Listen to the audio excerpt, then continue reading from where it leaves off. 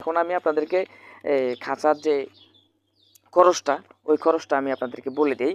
এখানে কাঠ লাগছে 4.5 ফুটের মতন, রেন্ডি করে দিছি আমি। এটা আমাদের দেশে 600 টাকা ফুট। আপনাদের এখানে কত টাকা আপনারা মেলে দরদাম করে নেবেন। আর এখানে আমার ফোম লাগছে, আমি উপরে এই যে খাঁচার উপরে নেট দিই নাই, এখানে আমি ফোম দিছিলাম, যে আরএফএলের যে ফোমগুলো পাওয়া যায় ওই ফোম দিছিলাম, 4 ফুট ফোম দিছিলাম আমি এখানে, প্রায় 100 টাকার মতো গেছে।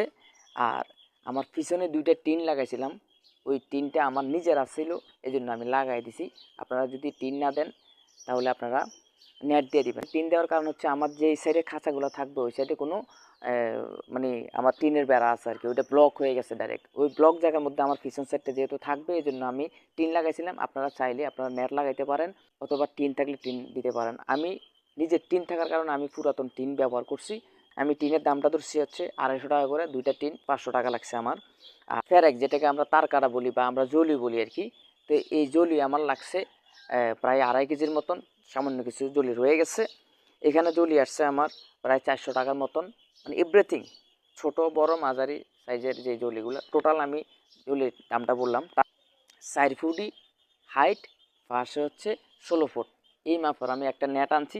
এই যে গুঁড়া নেটটা যেভাবে দিছিলাম এই ফ্লোরে, প্লাস হচ্ছে এই ময়লা যেখানে পড়বে এখানে আমি এই গুঁড়া নেটটা দিয়েছিলাম 1/2 ইঞ্চি নেট। ওই 1/2 ইঞ্চি নেট আমার এটা লাগছে 16 ফুট। 16 ফুট নেটের দাম আমার পড়ছে 950 টাকার মতো পড়ছে।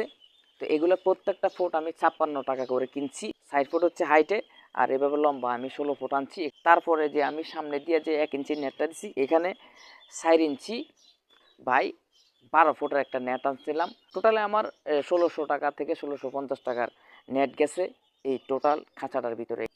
12 আর 16 টোটাল আমার 28 ফিট নেট লাগছে। আমার খাঁচাটা আমি নিজে নিজে বানানোর কারণে এই খরচ পড়েছে। যদি মিস্ত্রি দিয়ে বানাইতাম সেটা আমার প্রায় 7 থেকে 7,500 টাকার মতো পড়তো। যেহেতু আমি নিজে বানাইছি, 2000 টাকা মিস্ত্রি খরচ বেঁচে গেছে। এই খাঁচাটা বানাইতে আমার টোটাল 5,500 টাকার মতো গেছে। এই 5,500 টাকার ভিতরে আপনারা 120 পিস মুরগির বাচ্চা বোর্ডিং করতে পারবেন। আর যদি আপনারা মা এবং মুরগির বাচ্চা একসাথে রাখেন তাহলে 6টা মুরগি রাখতে পারবেন। আমার খাঁচার ভিডিওটা যদি আপনাদের ভালো লাগে অবশ্যই আপনারা আমার গ্রামের কৃষিচিত্র ইউটিউব চ্যানেলটা সাবস্ক্রাইব করবেন। যারা পেজ থেকে দেখেন অবশ্যই আমার পেজটা লাইক ফলো শেয়ার দিয়ে আমাকে অনুপ্রেরণা দিবেন, যাতে আরও সুন্দর সুন্দর ভিডিও আমি আপনাদেরকে উপহার দিতে পারি।